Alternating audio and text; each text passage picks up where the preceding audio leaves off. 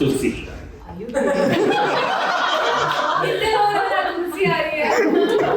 Ready? The Minister for Women and Child Development, the only non-Muslim to lead the Ministry of Minority Affairs, has held the portfolios of Education, Textile, Human Resource Development, I&B, one of the youngest ministers in Prime Minister Modi's cabinet, an MP from Amethi, Smriti Irani. Thank you so much for speaking to Brut. Thank you for having me here. I would like by first saying that we were pleasantly surprised. Nobody from your team contacted us saying, please, what are you going to ask the minister? Tell us. You can ask these questions and not those questions. Something that, or at least give us talking points, quote unquote. That is the norm, which is in most, politicians' offices and most newsrooms succumb to. So thank you for that for a no holds barred interview in the Brut newsroom. Well, my pleasure, but I think my introduction was a bit flawed. It was? It is, indeed. Why Not do you say one that? of the youngest in the Modi cabinet. Okay. Secondly, while you point out very graciously so that I'm a non-Muslim in the minorities ministry, what you possibly didn't point out is that I'm the first woman to hold cabinet rank in education, first woman to hold cabinet rank in textiles. And why I'm pointing out these flaws is that we normally adjudicate our opinions on politicians on the basis of one or two such silos which have been a part of normal political talk, which is what is your religion, what is your gender.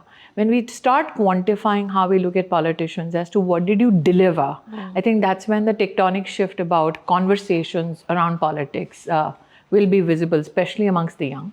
Absolutely. Thank you for pointing that out, especially on the education bit as well.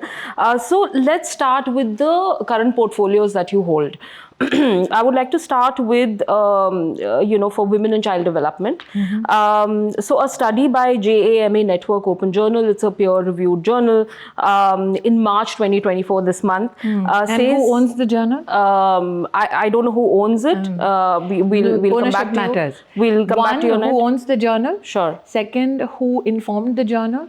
Third, what was the raw data on the basis of which the journal reads a particular point of view? Okay. Fourth, what is the questionnaire with regards to the raw data? Okay, well, let me first ask my question, and I'm sure you know the JAMA journal and the question that I'm going to ask you.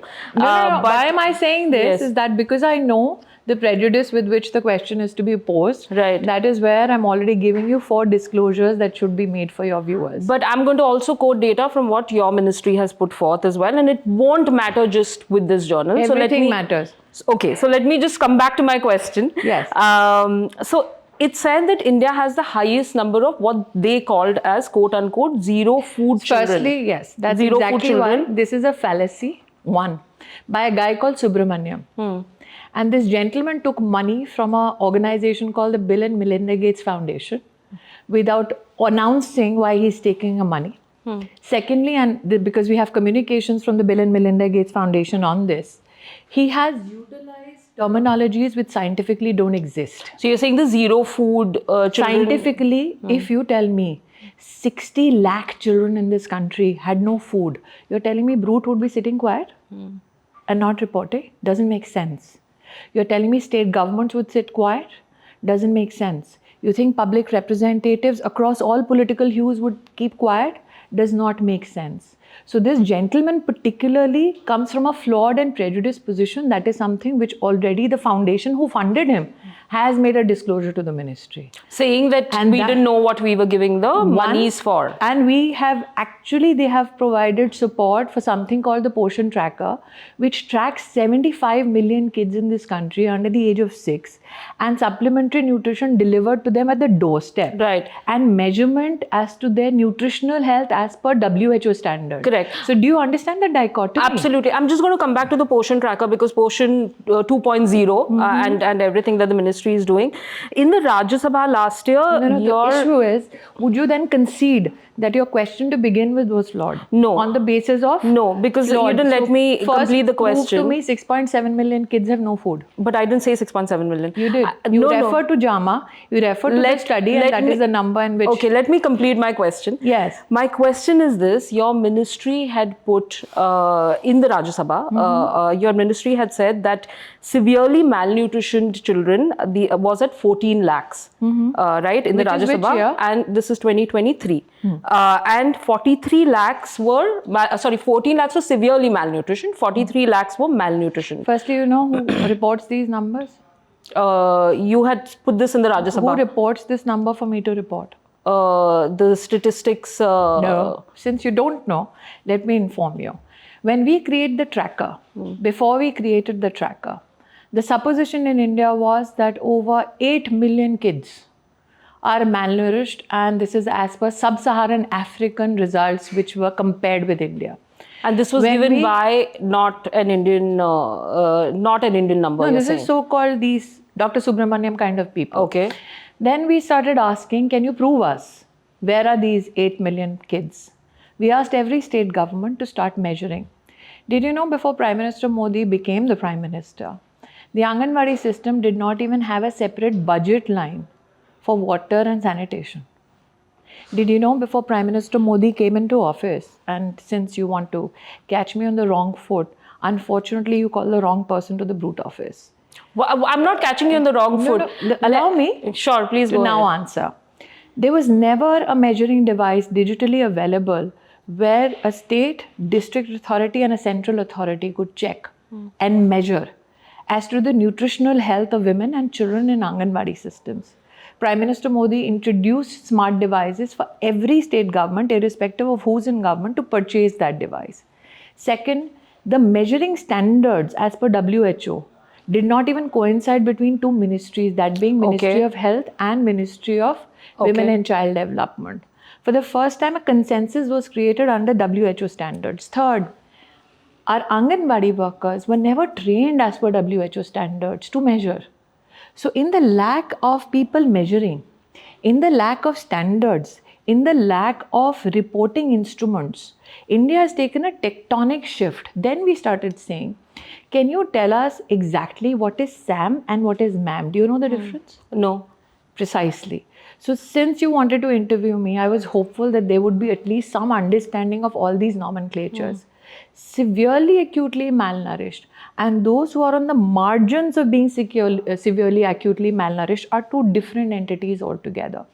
Secondly, what entails the intervention medically for such children?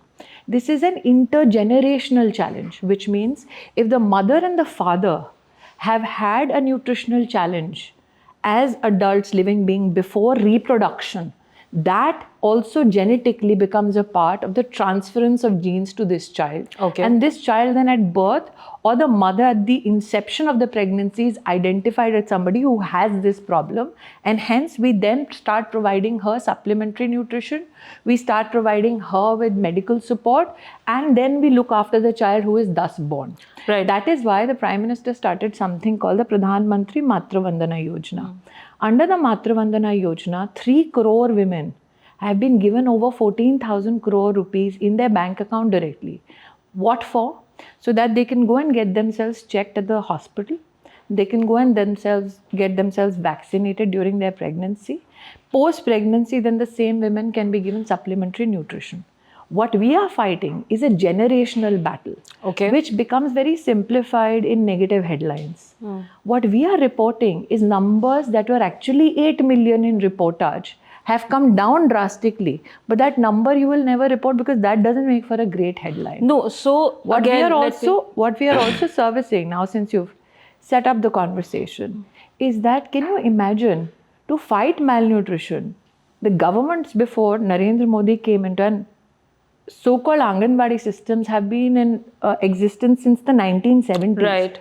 Imagine making a pronouncement in the Congress era, not servicing it with money, not servicing it with any instruments, not servicing it with any measuring, not servicing it with any training, and then pontificating.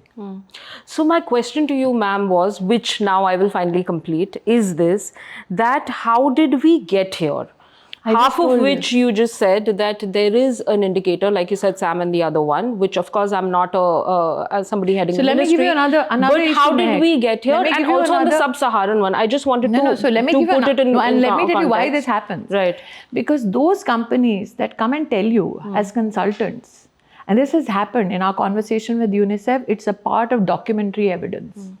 We've had companies come and say, नहीं आप ये packet वाला खाना खिला दो और उनके ion बढ़ जाएगा. I said, can you imagine telling somebody who has a limited economic scopes कि तुम ये पैकेट खरीदो? I said, we won't do that in government. What will we do? Prime Minister Modi ensured that we give them the supplementary nutrition with additional food for children under the age of 6, women who are lactating, women who are pregnant, give them cash alongside in their bank accounts. But we also do is home visits by Anganwadis, so that they do a measurement at home also if they don't come to the Anganwadi. So these measurements are weight, height. Yes, as per WHO standards. So it's not as though somebody said, "अच्छा तुमने अपना ही standard बना लिया." We sat down with WHO. We not only standardized the weights and measurements, we also told the World Bank that become a third party check.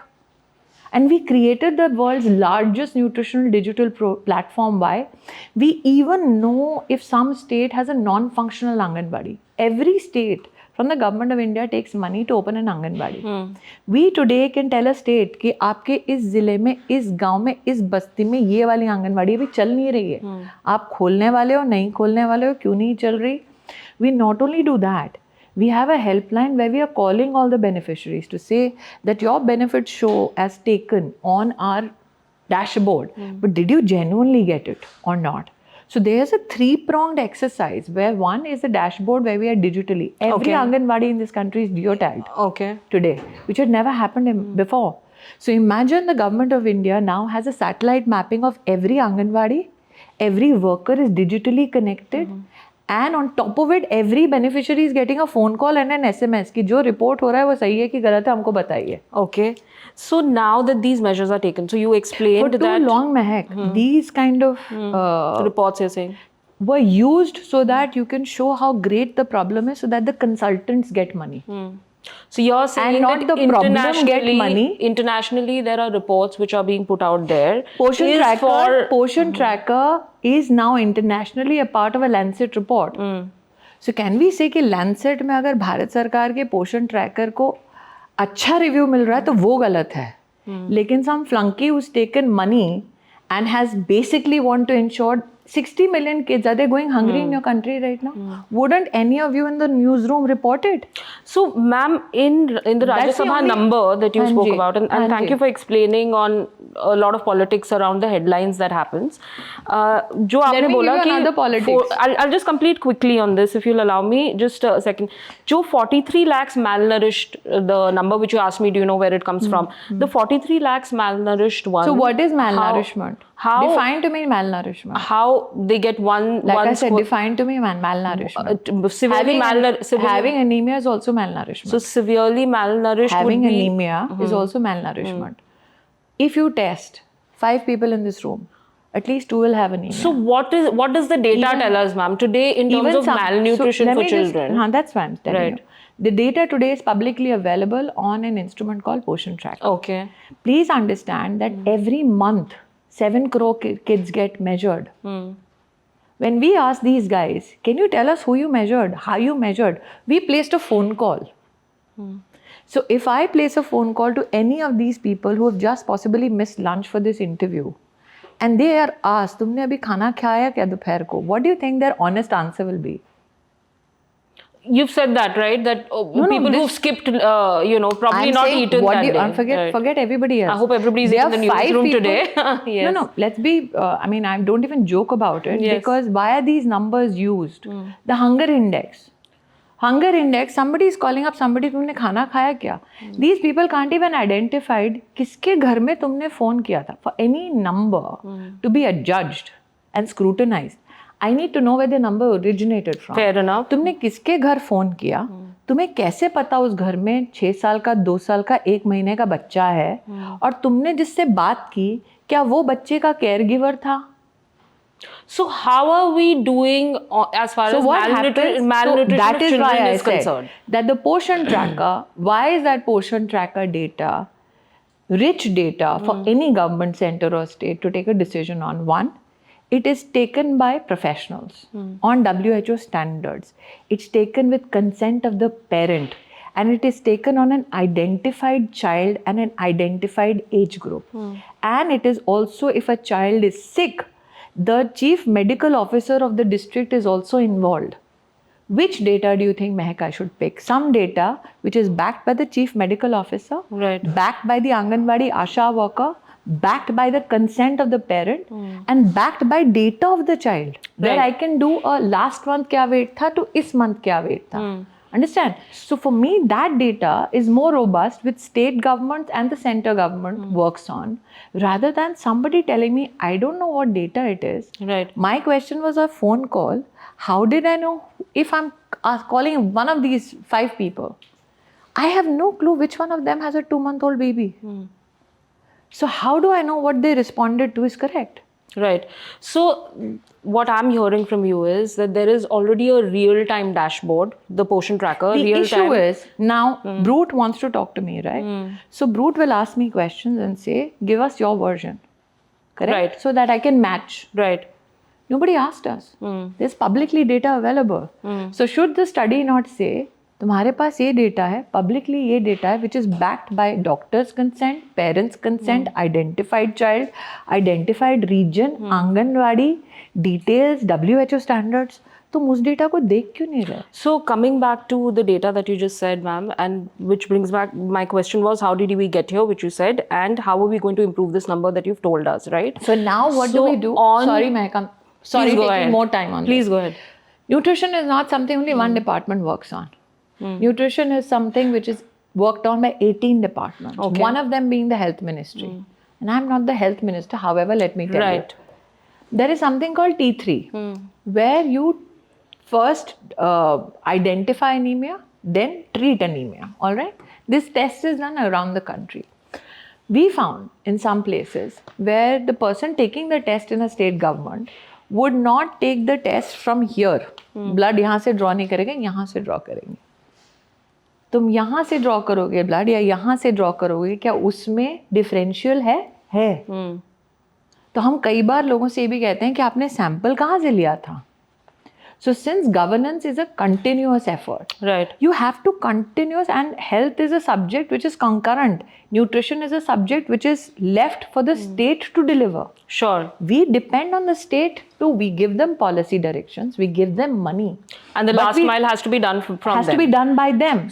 But in my, over 5 years of experience now in this department, I have never had a state say, hum ye nahi karenge. We had Bengal tell me that we will not get into the nutrition program. Why was that? Politics. They didn't like Modi. I said, you might not like Modi, but you like children and women of your state, don't you? So Bengal grudgingly then became a part of the Poshan Abhiyan. Odisha was not a part of Poshan Abhiyan. I called the Honorable CM. I explained to him, sir, you can't be disconnected from a national flagship program, which is not politics, it's meant to benefit children and women. He was kind enough to say, yes, we will be a party to the national flagship program. Okay. The issue is, the central government creates a policy, the state government takes it last mile. But this, I'm very fortunate, is one area where we have not created friction between center and state agencies. Okay. We have taken everybody with us and said, leave your politics behind, serve the cause of women and children. Right. All these consultants, Meg, were in the sphere of profiting from the friction. Okay, so I get what you're saying, and thank you for educating us on that in terms of where the consultants come in and I'll tell you why. Where the world report comes in. Anybody who tells you that ये packet खा लो बड़ा strong हो जाएगा, ask any person who lives in a middle class, lower middle class family, हम क्यों बच्चे को दाल का सूप पिलाते हैं? Right. It's carb and protein rich. That is much more accessible for our families than any packet which is coming. Go to somebody, get a powder mix and feed the kid. Fair enough. Right? Second, every food that you eat today, if you look at the sugar levels are nothing less than 40 to 43%. Can you imagine? You know that you're becoming the world's diabetes capital. Imagine a whole generation that you're taking away from natural food And you are now introducing them to let's give more and more packaged foods. So when we work in nutrition, I'll give you another example. When I said nutrition doesn't work in isolation, we work with Ayush. Now people will wonder, "Aap Ayush ke saath kya kar rahe ho?" There is a herb called Drakshavalya. Okay, this is a test which ICMR currently in collaboration with AIMS has already undertaken. What does Drakshavalya do? We went to Karnataka, 1200 kids in Karnataka 2 years ago who were anemic. We introduced through Ayush, its practitioners and doctors on standby for 1200 children this intervention from Ayush. Anemia went down from 23% to 1%. Okay. Without side effects of any pills that you pop. Any woman in this room who has taken a pill for iron tablets knows it leads to constipation, bloating. Drakshavalya is readily available, and when you buy a whole pill box, it costs money, right? This is for less than $5. Available And this is in all Ayush centers. It's available if you ask for this. So we wanted a standardized test, right? Okay. So that ICMR can prove it scientifically for the world. Okay.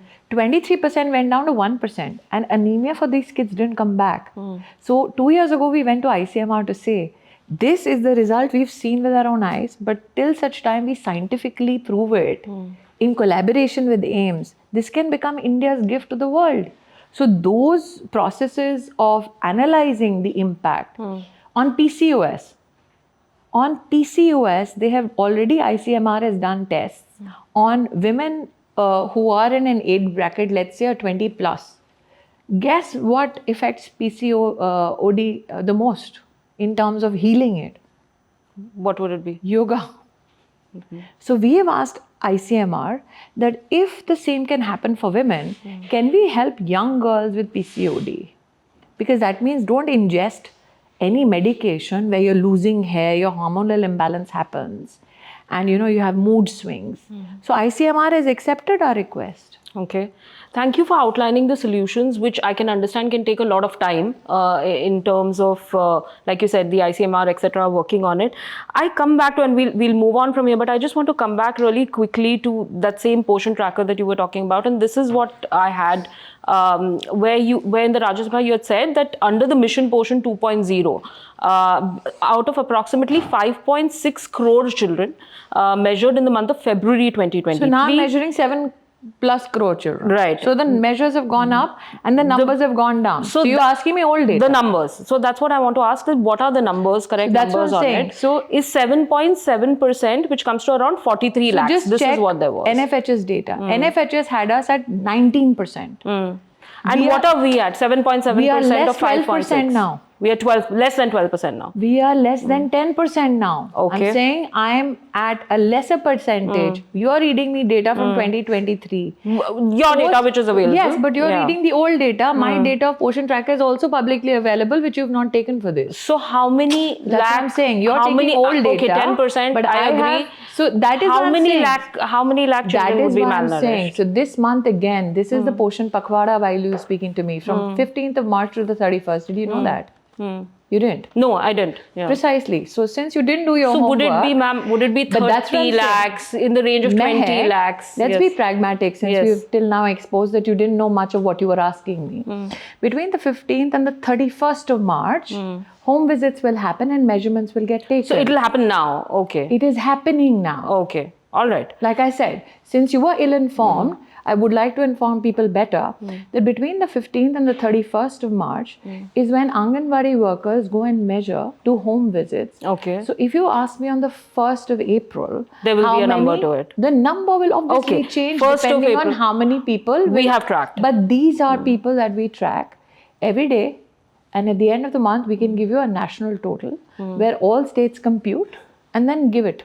And that, from whatever I can make out, you're saying is going to be lower than what we were. How would you like me to predict something in April, which is understood, not happened yet? Understood. Thank you for educating us. I'm a very pragmatic politician and not a fool. Understood. No, not at all. You're absolutely not a fool. And that is why I have the audacity to walk into the Brut newsroom without asking for questions. We are happy to have you at the Brut newsroom, and that's why we are able to ask these questions.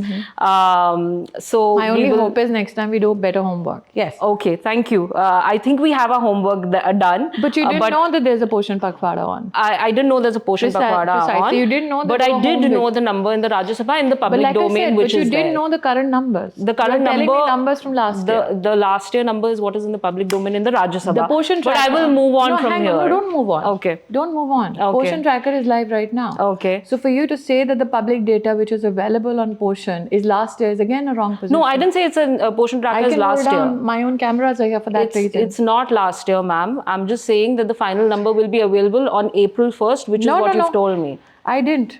I said for this month. Okay. So Poshan Tracker is right now live. So your position that this is the only public data that you have is wrong. It's a fallacy. Okay, all right. Maybe we can look at the Poshan Tracker and just see. I would like to know whether it's 43 lakhs, where that's the number oscillates, right? Okay. What was your weight last month? I wouldn't like to disclose it on television. Precisely. Yes. So if you want, but my weight has nothing to do with malnourished I'm giving children, you context. I'm giving you context. That is a completely wrong context. Okay. That is if a you completely like wrong me to context. give a more polite context and not polite, the correct context. I'll give because it has weights for women also. So sure. Since you didn't know that, but my weight is not on the Poshan Tracker. Allow me to finish. Please go ahead. If you want an individual's data reported. I'm not asking for an individual data, ma'am. But that is how you reach a cumulative data, right? Please go ahead. You reach a cumulative data after you look at individual data. Please, I'm not asking for an individual data, ma'am. You are asking for cumulative data. My question was very simple. Mehak, if it was 43 lakhs malnutrition people, I know your question. Whether it's moved in the opposite direction. Of course it has. Right. The issue is, you would like me to give you a number for a month of March which is not over yet. I understand that. But you also want me to give you a cumulative number without looking at individual numbers, and that is why in context, if you're looking at individuals, do individual weights vary? And if it is a growing child, will the height vary as well? It will. Right. Hence, to surmise that this person weighs this much on the 1st of April, and hence this should not change by the 1st of May, again is a wrong supposition. Okay. Because fluctuations are a part of growth, or fluctuations also indicate if growth is in some way stifled. Okay. So one, the Rajya Sabha number is not the only number available. The Poshan Tracker number is live available right now. Second, the Poshan Tracker cumulative number only comes when the states do cumulative numbers. But cumulative numbers depend on individual numbers, which depend on professionals in the state, ground level functionaries, who then inform as per WHO standards. Even those standards, whether they are being applied properly or not, are third party evaluated by agencies like the World Bank to say, इसने ढंग से measure किया, इसने ढंग से measure नहीं किया. So I'm teaching you the complexities of what you call nutrition. Understood. And I hope that I could do that. Understood. Thank you for that. I will move on. We will look at what the number is and come back just to see what they're on. I'm going to move on to the next ministry that you hold. You're the Minister for Minority Affairs. Yes. And I take great umbrage. The way that you describe the first non-Muslim as though if I'm not a Muslim, I will be disrespectful to every other religion. But that was not what was intended. Then why would you single out my religion personally? Personally, it was not to single out. And conjoin it to my office. No, it was not about that, ma'am. Does being a Hindu make me...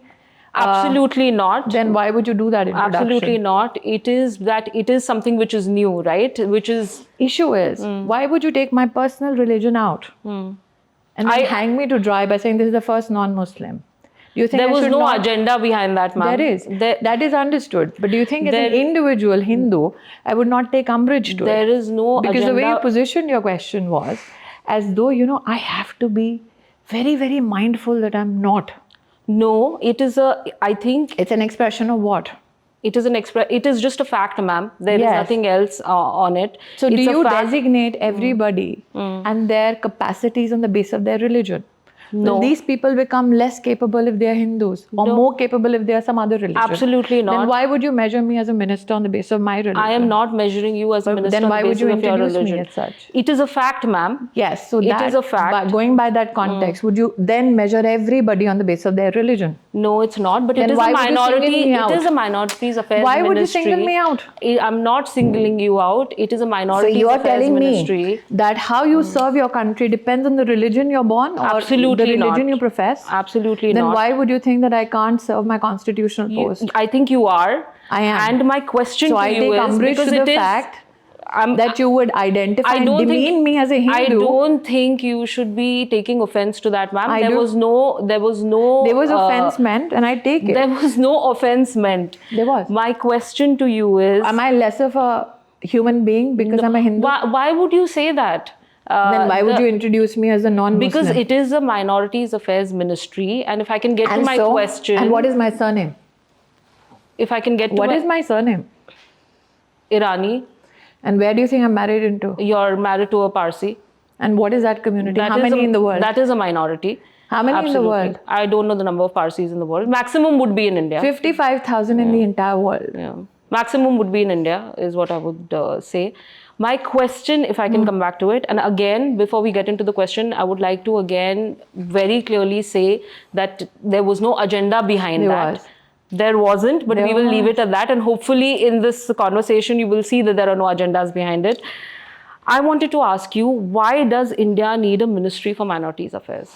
I think that in the event that we are dealing with a model code of conduct and the reputation that you have of trying to create a controversial headline. When you say you have, you mean Brut has? Yes. We don't create a controversial headline, ma'am. Allow me to answer. Please do. So I think that I'm mindful of two issues. One, I'm not in a position right now to opine why a particular ministry is brought to the fore, why it's not brought to the fore. I'm in public service and in a constitutional post to serve my post best. How do I serve my post best? Is to make sure everybody who is ordained minority receives help as per rules and regulation and collaboration with state governments. And the help given in terms of creating infrastructure is something that you could, in terms of, we say a word in Hindi, samiksha. Okay. That when you review a thing, you have requisite paperwork to back the performance of the infrastructure, correct? So that is my agenda as a minorities minister. So what do I do as a minorities minister? We look at the Prime Minister's pronouncement of ensuring that women can go for Hajj without mahram, which is that when the Islamic law does not disallow a woman to perform Hajj alone, nobody in governance should create artificial barriers, correct? So Prime Minister Modi pronounced that women without mahram can go for Hajj. Our endeavor was that how can we take away the barriers so that societally more and more women can go, create a comfort zone for them. Last year, it was 4,332 odd women who went.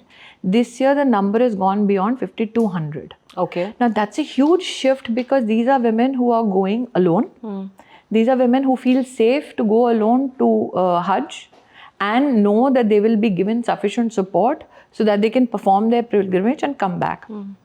But the second issue that I had was, can we look at all minorities to see how do we help preserve language, literature, infrastructure surrounding their heritage and legacy. So we have the Buddhist development plan, we have the same for heritage with the Jain literature, we have the same for Gurmukhi, we have the same for skilling of all communities. So that is where I stand today as a minority minister.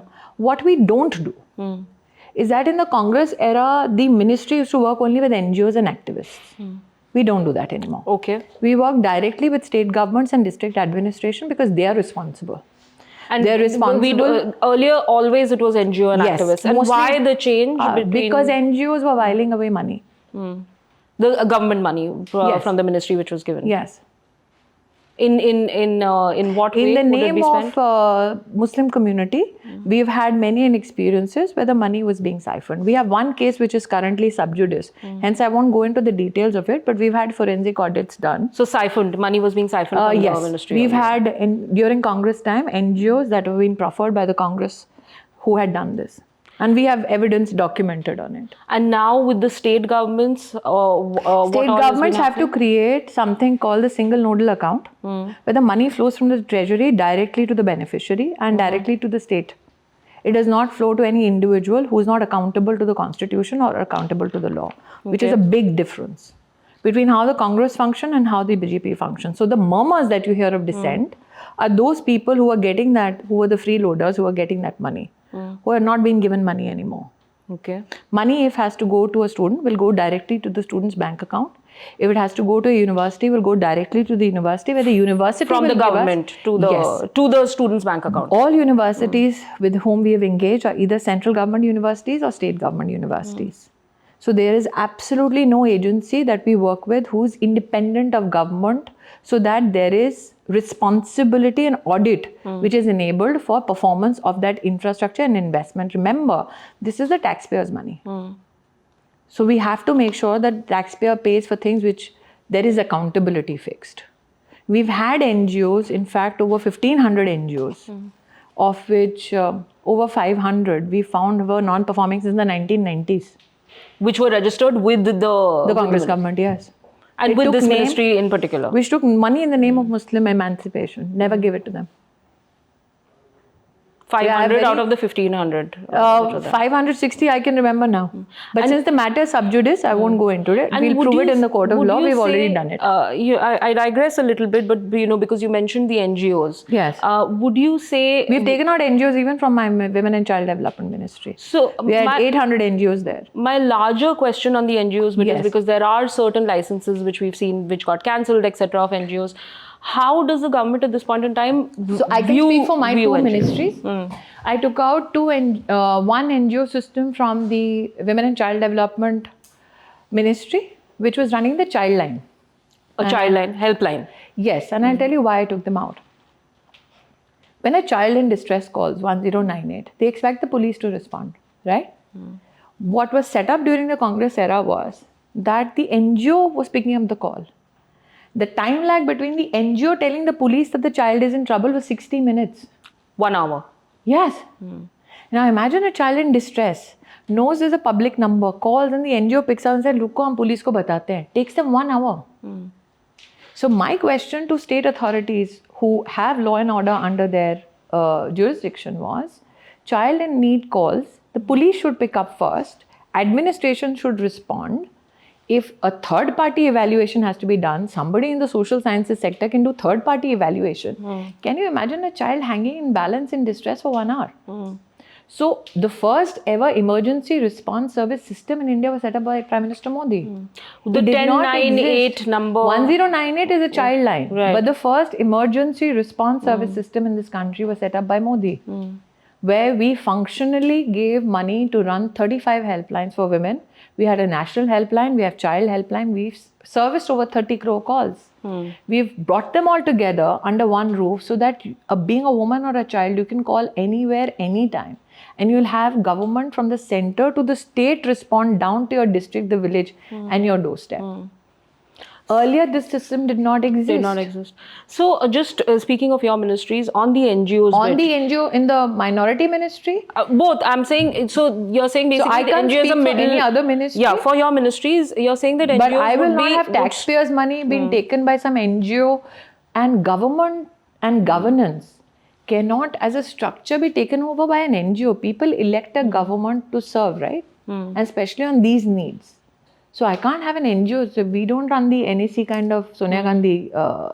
That's not the mothership here. So if you want to make government officers accountable, how do you make them accountable when you don't give them the work, but then give it to some NGO and say, "Aapko NGO phone karegi." That doesn't work. So we're removing the middle layer of the NGOs for Why both should the the ministries. NGO be a middle layer to begin with?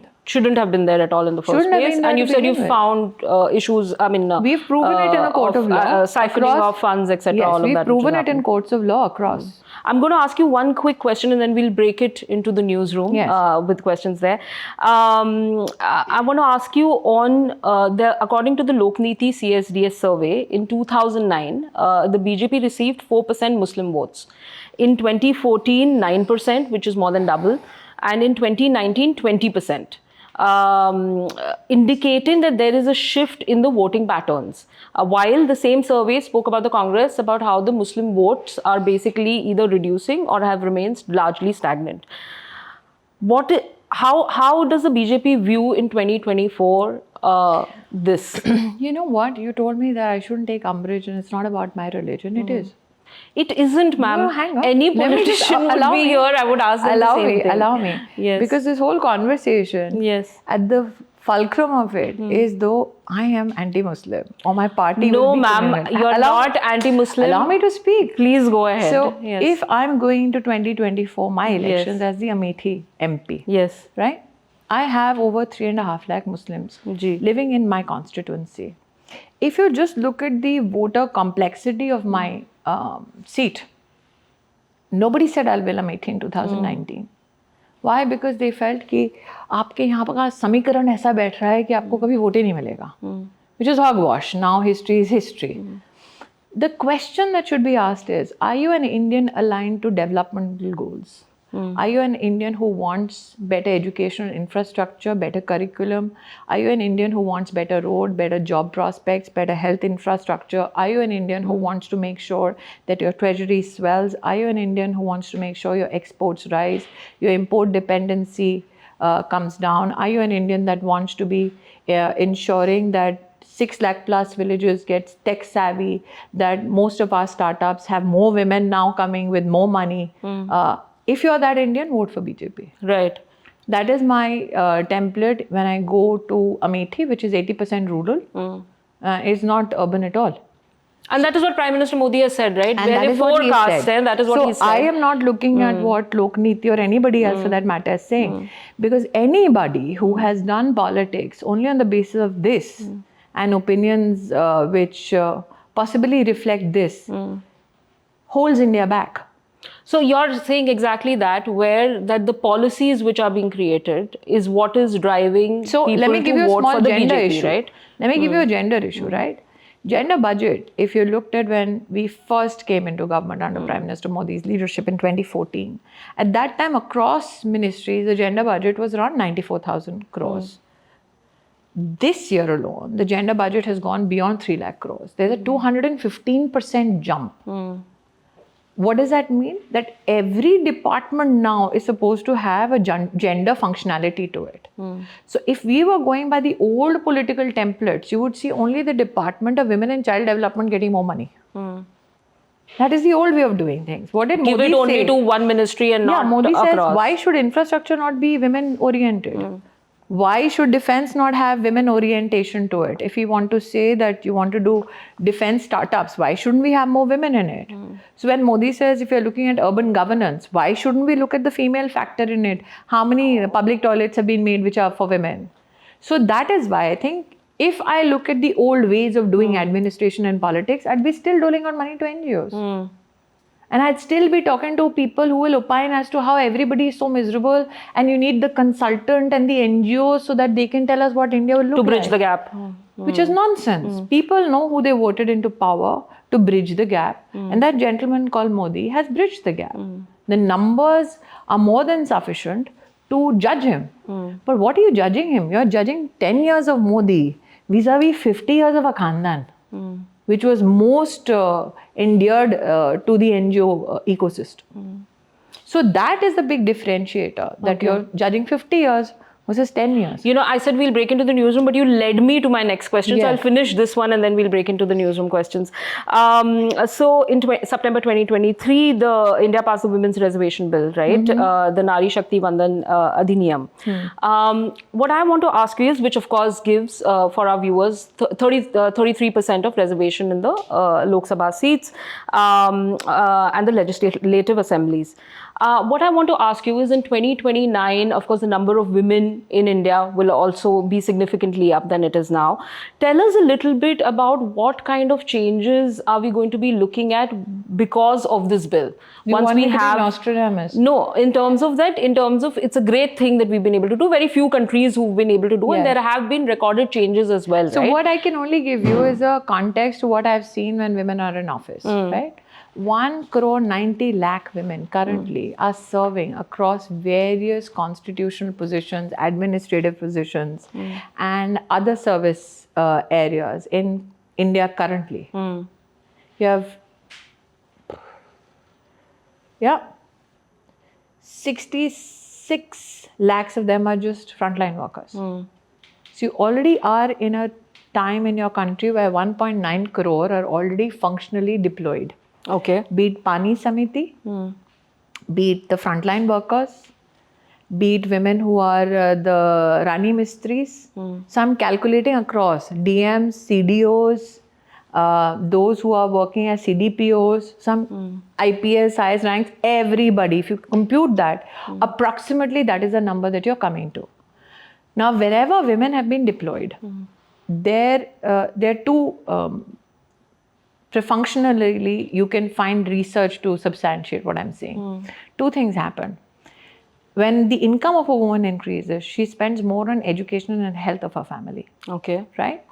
When a woman is more politically empowered, she ends up spending also on political and administrative infrastructure that helps better the social economy of an area. So what you're looking at is that why does Prime Minister Modi says that this should be women-led development? It's not only about the economic powerhouse that women are. It's also that they create the inclusivity in their environments when they have more power, more access to resources. So what are the, let's say, examples for it? When Prime Minister Modi introduced Mudra, he didn't say it's a gendered financial instrument. He said that this is an instrument for anybody who wants to do a business without any money for collateral. Right. We can help them. What happens? 30 crore Mudra loans go only to women. Now, it's very easy to pronounce this number, but what is the reality behind it? Reality behind it is that these women who are not from elite cities or centers of power, they come from small villages, they come from tier 3, tier 4 cities. They must have made a business plan. Then they must have gone to their local bank. Then in that bank, they must have convinced that bank manager कि मेरा ये जो business plan है, उसको अगर आप loan दे दोगे, तो मैं आपके loan की भरपाई कर दूँगी. Okay? So that business manager has looked at their loans, given them that loan. The NPA is less than 2.5%, which means 30 crore loans by women were taken, serviced, paid back to banks. Huge number. Right. But it's a social change. That these are the women in the villages and the small towns who went nobody to would give money to or would go to a money lender. They were able to show the credit worthiness which comes in. When Prime Minister Modi talks about Lakpati Didi, this is not just a nomenclature. Out of the 9 crore women who are in our self-help groups, what is the volume? When I say self-help group, people presume कि अच्छा आप मदद कर रहे हैं गाँव की औरत को. Do you know the volume of business they do every year? It's $37 billion. Which is a huge economic volume. Now, when you look at the revolving fund they've had 8 lakh crore plus from the government of India. Under Modi's, even if I compute 8 to 9 years of Modi regime, all of this is subject to correction depending on what data you pick up from which month, which day. But the issue is that even if you look at the Lakpati Didi, Prime Minister spoke about 1 crore Lakpati Didi, okay? Amethi is a constituency which has seen the Gandhi family for 50 years. Right. Right? For 50 years, the Gandhi family could never say in Amethi that I have made a gaon ki poor woman a Lakpati Didi. Today, Amethi has 13,000 Lakpati Didis. What does that do for the social stature of that woman in that village? Very Lakpati Didi hai.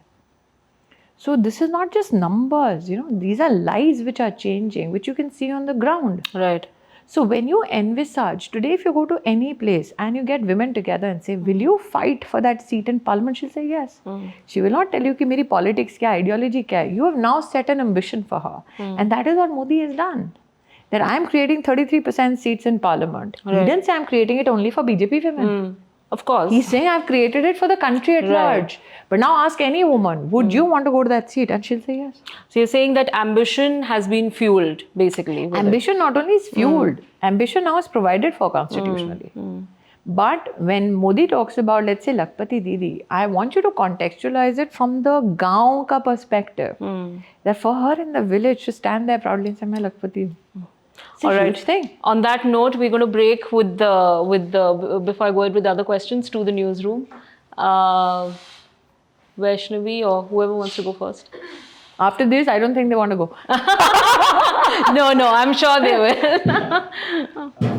Ma'am, अभी अमेठी का बार बार जिक्र हो रहा था जब आपने राहुल गांधी को हराया 2019 में, उसके बाद से क्या आपकी कभी उनसे मुलाकात हुई?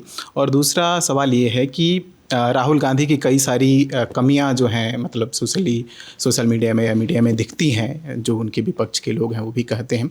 क्या आपको कोई ऐसी चीज़ लगी जो आपको लगा कि ये उनसे सीखा जा सकता है? मैं आपका बहुत अभिनंदन करती हूँ कि आप पहले व्यक्ति हैं जो खुलेआम सरेआम मुझसे राहुल गांधी को कॉम्प्लीमेंट करके उनका सोशल स्टैचर पॉलिटिकली बढ़ाने का प्रयास कर रहे हैं। किसी व्यक्ति को टटोलने के लिए, परखने के लिए उसमें इतना संयम होना चाहिए कि वो आपसे वार्ता करे। तो मैंने जो मिस्टर गांधी को पिछले 10 वर्षों में देखा, उनके प्रतिद्वंदी के नाते सार्वजनिक स्थलों पर भी मैं उनके संग खड़ी रही। तो नॉर्मली क्या होता है, लोग जब एक दूसरे से मुखातिब होते हैं तो एक शिष्टाचार का बहुत साधारण सा नियम है कि एक ज़माने में तो दुश्मन भी नमस्ते करते थे एक दूसरे से। तो उन्होंने आज तक मेरी तरफ मुड़ के, साथ खड़े होंगे तो भी नमस्ते तक नहीं की है। तो जिसमें इतनी सभ्यता नहीं है उसके ऊपर टिप्पणी करके मैं क्या सीखूं। लेकिन मैं अगर फंक्शनली उनके बर्ताव से पॉलिटिकली कुछ टटोल सकूं तो ये देखिए, राजनीति में हार और जीत सिक्के के दो पहलू हैं। ज़रूरी नहीं है कि जो आज जीत रहे हैं हम अमेठी से, मैं सदैव जीत की सहभागी बनूं। लेकिन राजनीति में नियम ये भी है कि रण कभी छोड़ के जाया नहीं जाता। नेता वो जो भागे नहीं। तो जो सब कुछ छोड़ के चला गया, अच्छा जाए तो जाए, वायनाड जाकर, जो अमेठी के प्रतिभाशाली भी अगर उनको ना लगते हों लोग हैं, लेकिन जिस अमेठी ने उनको 15 साल ढोया, ये जानने के बावजूद कि राहुल गांधी ने एक काम वहाँ नहीं किया, वायनाड जाके उन्होंने अमेठी की जनता की जागरूकता पर, उनकी राजनीतिक मानसिकता पर सवाल उठाया। तो आप जलील भी करो, अपमानित भी करो, अवेलेबल भी ना हो, तो आपको आश्चर्य नहीं होना चाहिए कि फिर आपको लोग वोट नहीं देते। फिर कहती हूँ, मेरी उनसे मुलाकात हुई होगी 2-3 जगह पे, आज तक उन्होंने तमीज़ के साथ खड़े होकर नमस्ते तक नहीं की है। नॉर्मली लोग कहते हैं कि there is differentiated stance when you meet a lady and that is the mark of a gentleman. So somebody who's not given me any hint of being a gentleman, why should I go and opine on him? Okay, my question is about your acting career. So, like, if you can recall the days, when you did your acting debut, and, like, can you tell us about your paycheck? Like, I can. In fact, I was the highest paid actor by the time I left. When I came in, I was the lowest paid. And I do at many a times tell women that they should negotiate their contracts better, because when I came into acting, I had no money. So I would take any money that was given to me because I had not proven my capacities then. But in the first year of Kyunki, I was very clear that I was carrying the show on my shoulders. So the first year of renegotiating my contract was the toughest year because I still didn't have that much money. But I knew my capacities, I knew what I could leverage. So the first 2-3 years of having arrived were the tough ones, because you start negotiating contracts with people who are otherwise comfortable with you till you ask for what is your right. But yes, when I left, I was the highest paid actor in Indian television. But I also had a few conditionalities. I missed on many opportunities. I missed on opportunities where I would not do a pan masala ad, a banyan ad, standing next to some gentleman. I was very clear that this is not how I perceived myself to be. I would not go to weddings and get money for pita cutting some shop. There was a lot of money in that. And I don't deny that colleagues who wanted to make that money did make that money. But I had a different view of myself as a professional. I had familial responsibilities. I didn't want my work as a professional to become an embarrassment for my colleagues, even in politics.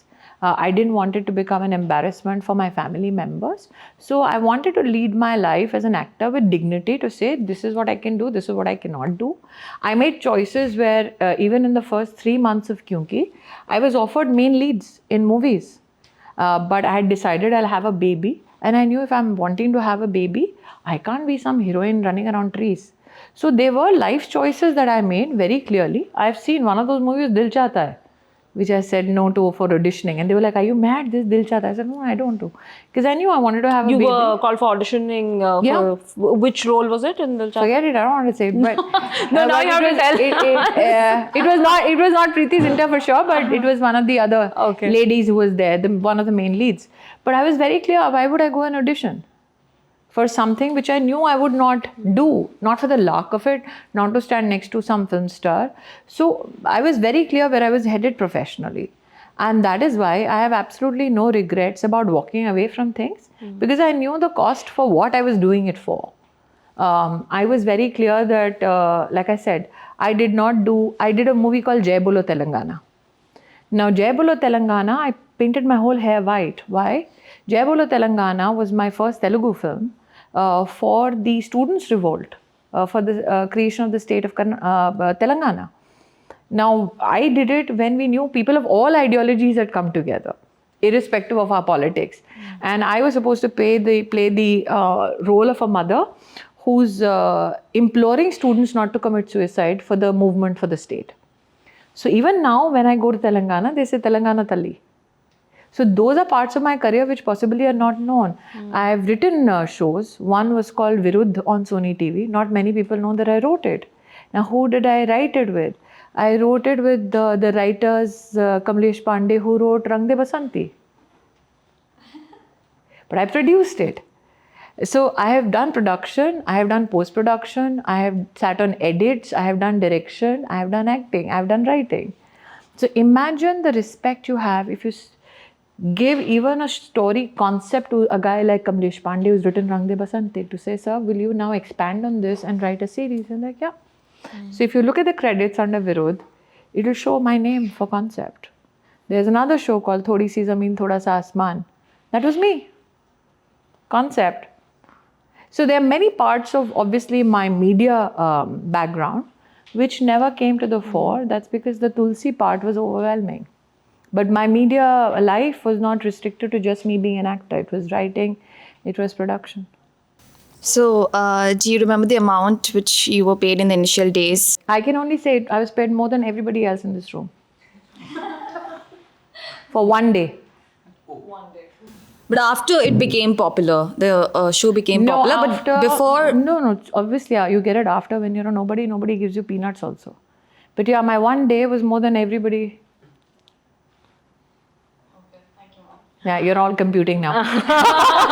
I don't need an empty newsroom. We'll take one more question. And I then think, we'll you know why I'm saying this? Because I want women to understand it doesn't get easy just because you succeed. I want youngsters also to understand.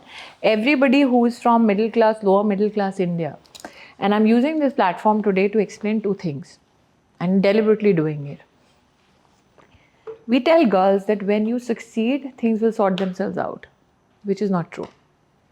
You realize when you succeed. We tell in middle class India, most of my generation has grown up being told कि संतोष करो. घर मिल गया, अपना bank balance हो गया, अपनी गाड़ी हो गई, बड़ी बात है, संतोष करो. People who come from rich families are always taught ambition. So what is my Prime Minister doing? He's telling people that you can be aspirational and ambitious no matter what your financial stature, right?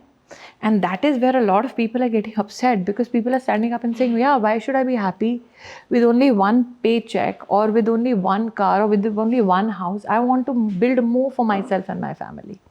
So it's a balance between those who are happy to sell the romance of being poor vis-a-vis a Prime Minister who says, be ambitious, be aspirational, go and get what you aim for in life. And like I said, so the two things. One, if you're a woman, never gets easy even after you've arrived. Never gets easy no matter how big your paycheck gets. You will always be attacked and your sexuality will be used. Your tenacity will be used. If you're 20-something, your youth will be used against you. If you're 30-something, the fact that you're marriageable will be used against you. If you're 40-something, that you're premenopausal, so you're cranky, that will be used against you. If you're 50, you're too old, you need to make way for the 20-year-olds, that will be used against you. So if you're informed and you know that at every stage in life, I will be confronted with this challenge, you're mentally more prepared. than to deal with it. So I was very clear that if I end up doing this pan masala ad, can I then conscientiously tell people, be healthy? I can't. So your message to the youngsters and young women would be the same. No, I'm not giving anybody any messages. That's another problem. Everybody has their life sorted out. Everybody has different circumstances, different challenge, different resources, different capacities. The problem is we try to fix everybody in one silo and say, ye wale silo ko ye bol do, ye wale silo ko bol do. I don't do that. I only say, whatever you do in life, there are consequences. Be mindful of the consequences and then do. But who are the consequences going to affect? Keep that in check. If you're in a relationship, it'll affect the relationship. If you have a child, it'll affect the child. If you have a job, it'll affect the reputation of your organization. If you have a job, it'll also affect your future prospects. If you're mindful of all these, please remember your parents at home as well. If you don't mind hurting them, do what you want.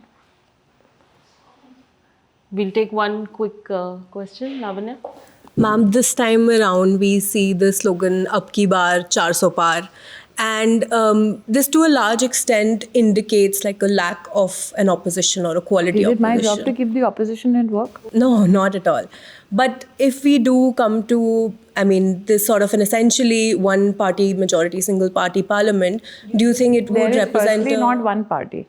We are a cohesive group called the NDA under the leadership of Prime Minister Modi. So that's the fallacy of one party again is broken right there. The second issue is today we are speaking on what date? 27th. 27th of March, the last day of nomination for the first phase of election. Correct? Who's the Neta in front of Narendra Modi? Whose responsibility it is to announce who's the They haven't opposition? announced yet. Fine. So Modi speaks about 2047 and a development plan on every issue, infrastructure, trains, ISRO, education. He has a health plan. Okay? He has a plan for defense startups, women, mudra, stand up. What is their plan? So 940 plus million people will go to vote. Right? And what is the plan of the opposition? What are they saying? Can any one of you tell me exactly what are they offering? So when everybody opines that will be a single party system, first, no. It's the NDA led by the BJP. Second, is it my responsibility to keep the opposition afloat? No. But those who claim that it's their responsibility to keep the opposition afloat, where are they? For instance, you can say what you want, but Amethi is the fulcrum of the pulse of the UP politics, correct? Amethi, only the Congress is responsible for. You can't say Amethi mein Lalu ji ko decision lena hai. You can't say Amethi mein Mamta ji ko decision lena hai. You can't say Akhilesh ji ko decision lena hai. या मायावती जी को decision लेना है. नहीं ना, उस परिवार को decision लेना है क्योंकि सबने कहा अमेठी आप लड़ लो. ठीक है, उस परिवार ने क्या किया? अनाउंस किया अभी तक? नहीं किया. क्या अनाउंस किया? हम वायनाड जा रहे हैं. इसका मतलब क्या? अमेठी को क्या बोला कि गांधी खानदान के लिए अमेठी वायबल नहीं है. ठीक है, गांधी खानदान के लिए वायबल नहीं है तो किसी और के लिए वायबल नहीं है. करेक्ट. दूसरा, आप कहते हो हम इतने बड़े लोग हैं, ठीक है, बाकी पूरा छोड़ दो, अमेठी अकेले लड़ लो. बीजेपी तो अकेले लड़ रही है अमेठी में, हमारे पास तो कोई सहयोगी साथी दल नहीं है. ठीक है, और बीजेपी का कोई दिग्गज नेता तो नहीं लड़ रहा, मैं छोटकी सी स्मृति ईरानी लड़ रही हूँ. ठीक, तो मेरे सामने आपको अखिलेश की भी मदद चाहिए, आपको मायावती की भी मदद चाहिए. आप खुद भी नहीं अनाउंस हो रहे हो, किसी और को भी अनाउंस नहीं कर रहे हो. What does that show you? Incompetence. A man who is not capable of taking decisions for himself, for his constituency, and hides behind मुझे जो कहेंगे कांग्रेस से मैं वो करूँगा. I mean, who are you kidding? कोई ये मानता है क्या? खड़गे जी पानी का ग्लास अकेले नहीं पा रहे हैं before offering it to other people. And he will tell Rahul Gandhi who should fight from Amethi. And let's say that even they come to fight. Can you imagine? He needs Akhilesh and Mayawati to fight. He can't fight a constituency which has been with his family for 50 years with him. Forget India, he can't handle that.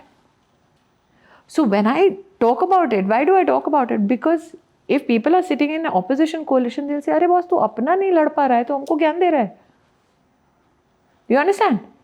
So today, is it my responsibility to tell again? He's asking me to compliment Rahul. क्या compliment करूँगी?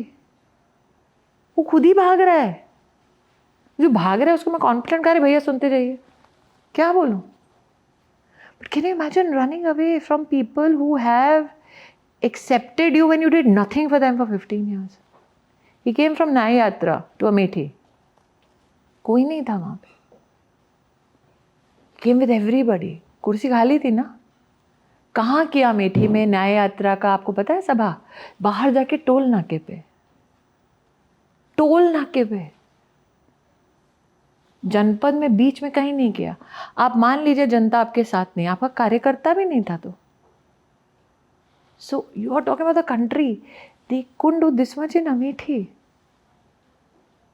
Where will then people go? They are not giving. I mean, Modi is talking about education, health, defense, national security. Who's talking?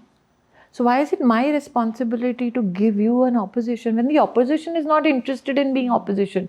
And mind you, it will be in opposition. But is it for our fault? No, it's for theirs.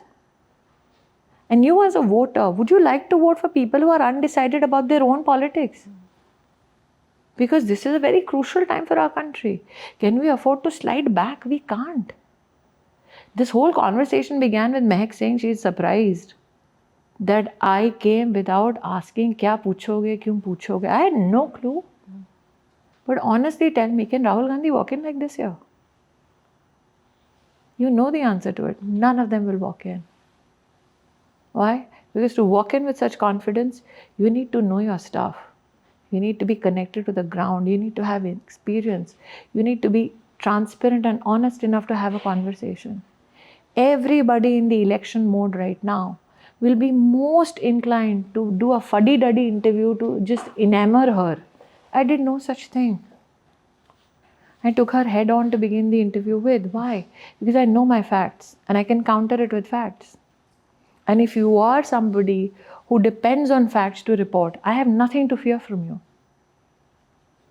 But the question you should ask is, will Rahul Gandhi have the guts to walk into your office today without an entourage, without asking you? And that is what makes a difference between the leader that we have and the leader you hope Rahul Gandhi one day will be. It will never happen. Rahul Gandhi will never be that leader. क्योंकि नेता कभी भी चुनौती छोड़ के भागता नहीं है. On that note, we will circle back to the interview.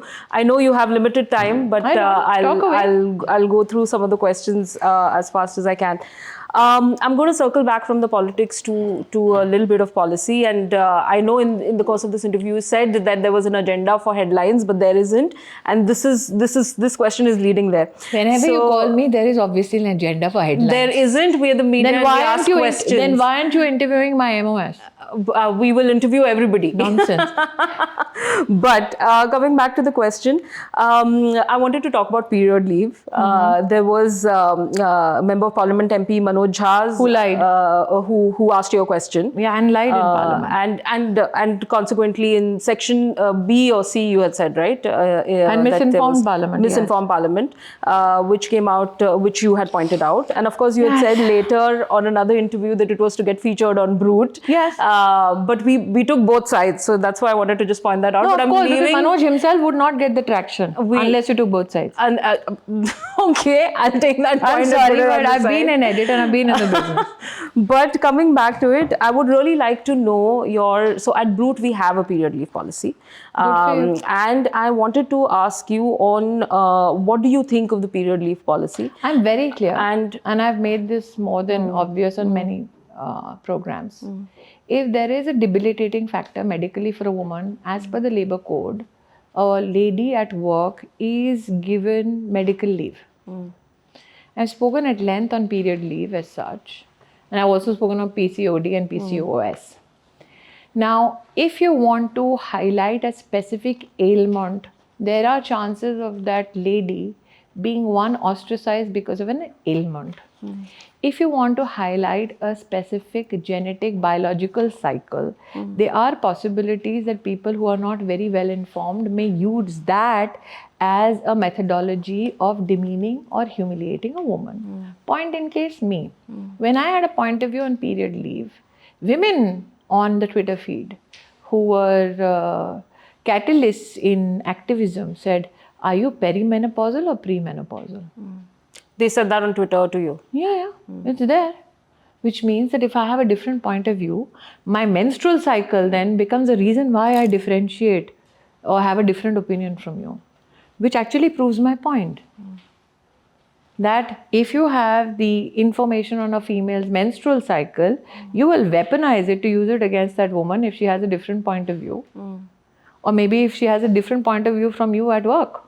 Now, how does somebody, if you make a law, for instance, there's a law for sexual harassment at the workplace, and the law mandates that you have to have an internal complaints committee where everybody is supposed to inform, including the labor commissioner, who heads that internal complaints committee, correct? So now imagine if you have a law which says, I will give you leave only for your menstrual cycle.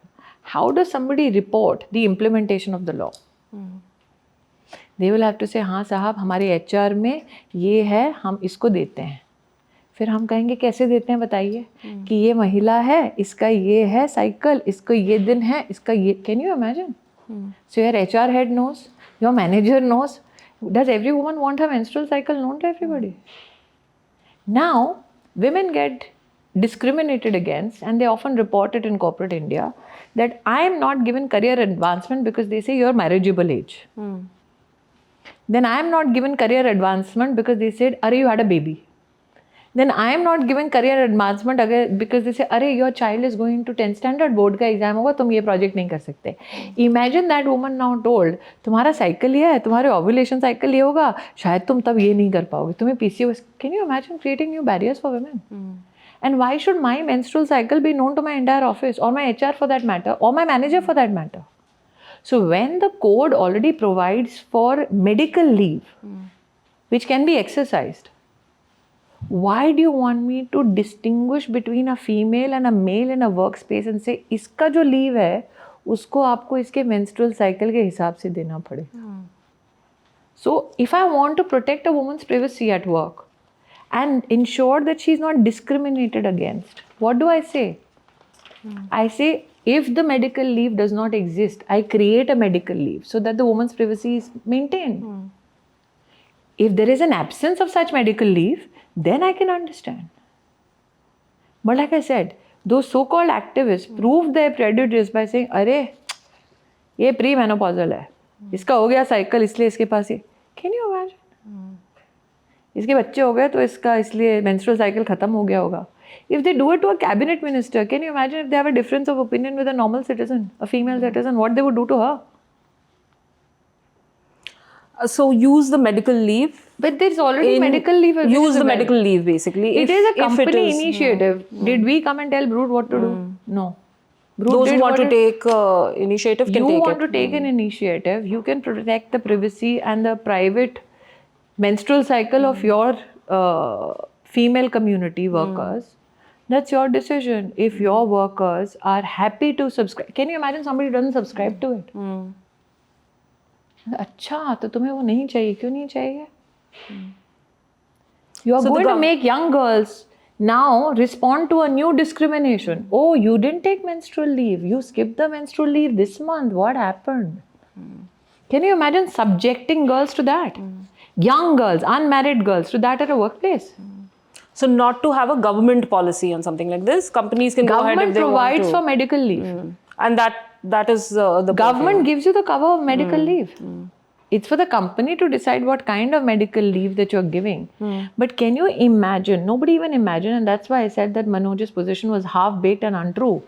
Imagine a young single woman not wanting to take period leave. Or wanting to take period leave 1 month and skip the next 3 months. Imagine the conversation in the office about that young girl. In that 3 months, she does not take that leave. Why would I, being a woman, subjugate other women to that challenge? When as a government, medical leave is provided for. I wanted to bring you in here, Madam Minister, on one more thing, which is on the very complex issue of criminalizing marital rape. I know the Supreme Court is it's sub judice is In this looking sub at judice it. sense, you should not ask me this question to begin with, because the affidavit of the government is public. You wouldn't like to comment at It's a this point sub in time? judice matter. Can I Okay. opine on the Supreme Court? All right. Before the Supreme Court opines on an issue.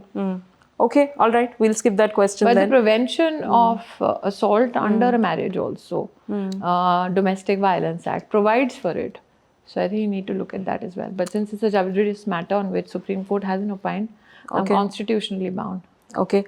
I have two last questions. The second last one is that how hard or easy was it as an actor to switch gears into public life?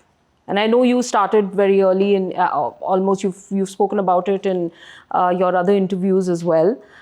But from the media, when you moved into public life I didn't in move, politics, no, it was simultaneous. It was simultaneous. Give us a sense of I was a what it was WHO like. USAID ambassador to India when I was 24 years old.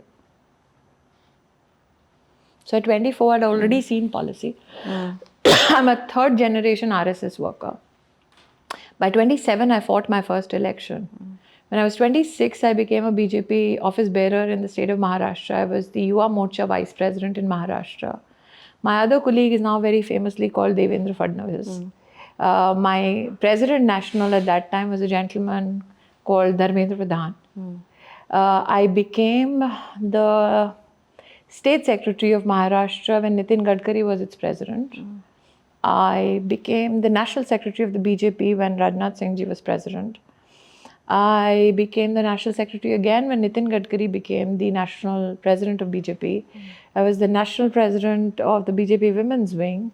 I've been in the BJP National Executive, which is the core group of the BJP, since Atal Bihari Vajpayee was Prime Minister. So I have served the party from the ground up, and I'm 48 now. So I've been in positions in the party for 22 years. 22 years. I've been in organizational responsibilities, and for 24 years I've been in policy. And you always wanted to be in politics? I was already working in the Naxal areas to provide water and other support to communities. How did you... like I said, I'm third generation Sanghi. So through that? Yes, I was working with the VHP then in an Naxal area called Talasari. That is one area. Apart from that, in Chhattisgarh, Jharkhand, especially Chhattisgarh, I've had 20 years of experience of working in the Naxal regions, which is not publicly again discussed or known about me. I'm a published author also on these issues. For me, it is not as if one came after the other. It was all simultaneous. But remember, I started when I was 24. But yeah. So it came naturally to you, to be in politics came naturally to you because you were a third if you generation want to make policy Sanghi. that affects change, and if you want to hold people accountable, then you have to be a part of electoral politics. So I think that I fought my first election when I was 2004. I became a member of parliament in 2011. I've been a Rajya Sabha member twice. This is my third time as MP currently. What we did in Amethi was fantastic for two reasons. Never before in the history of India has the Indian National Congresses officiating sitting president of the party ever being defeated in the history of India, which has happened. What you call today the India Alliance is something that we defeated in Amethi in 2019. In 2022, the Gandhis out of the 5 Vidhan Sabha seats in Amethi lost security deposit in 4. Right. So I'm the first Amethi MP who lives in Amethi. I'm the first Amethi MP who votes in Amethi for even an MLC election. I'm the first Bhajpai non-Gandhi to now be a second time running nominee of the BJP. And I'm the one person, if you look at the context of Indian politics, आज तक भारत के राजनीतिक इतिहास में ऐसा नहीं हुआ कि अमेठी से गांधी खानदान किसी नॉमिनेशन को अनाउंस करने में झिझकता हो. पहली बार अमेठी से कांग्रेस कैंडिडेट डिक्लेयर करने से इतना झिझकी. And what was that quality about you that made the BJP pick you for After this Amethi? interview, you still For ask. Amethi. After this interview, For man. Amethi, absolutely. Well, I only think that the fact that one, I am somebody who's grassroots oriented. I know how to build cadre and organization. Second, the fact that I guess I'm tenacious and I do not sit down till I win. I think these two factors. Okay. Brings me to my last question. Can you give us a pitch in 60 seconds to vote for the BJP for the young and first-time voter in India? Narendra Modi, that's it. That's what you're voting for. You're voting for a principled human being who's taken your economy from fragile 5 to the top 5. You're voting for somebody who went to the dark side of the moon and helped celebrate the achievements of your scientific community, give rise to 100 startups in the space sector.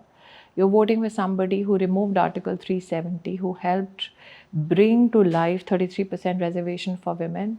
You're voting for somebody who had brute majority, yet waited for the Supreme Court to come through on their declared opinion on the Ram Mandir. You're voting for somebody who has not only helped the scientific community develop a vaccine in your country, administer it to 140 crore Indians, but also help service the needs of 160 countries. You're somebody, when you vote for Modi, you're voting for the first Indian to sit on the presidency of the G20, who's also ensured for the first time a working group for women and girls has been created in the G20 universe. You're voting for somebody who has expanded BRICS. You're voting for somebody who has brought in the African nations onto the main table. You're voting for somebody who will take your country's economy to the third largest in the world in the next 2-3 years. You're voting for somebody who has a plan for 2047, while the opposition can't get its plan together for 2024. Plan for 2047. Smriti Irani, thank you so much for speaking to Brut. Thank you.